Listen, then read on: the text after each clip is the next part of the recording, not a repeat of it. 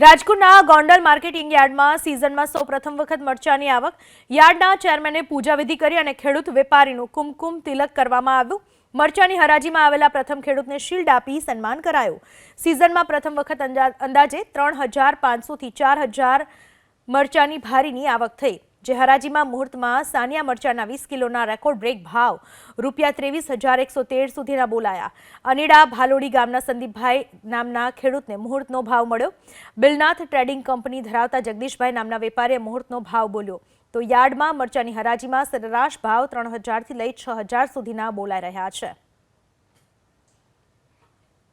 યાર્ડની અંદર કાલે આવક કરી તો મરચા અમારો વકલ લઈને હું આવેલ, એમાં મને 23,113 ભાવ મળેલ. 5-6 રાજ્યના અલગ અલગ વેપારી આવેલ.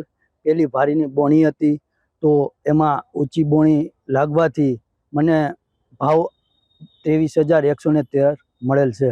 અમે સમગ્ર ભારતની મોટી મોટી મસાલા કંપનીના માલિકોનો કોન્ટેક્ટ કરતા હતા અને વધારેમાં વધારે વેપારીઓ અહીંયા ખરીદી કરવા આવે અને અહીંયા અમારા ખેડૂતોને વધારે ભાવ મળે એવી અમારી અપેક્ષા હોય છે. વધારે અહીંથી માલનો નિકાલો થાય અને ખેડૂતોએ મહા મહેનત કરેલો પોતાનો પાકનો ભાવ સારો મળે, મરચાનો ભાવ ખૂબ ખેડૂતોને સારો મળે એવી જ અમને અપેક્ષા.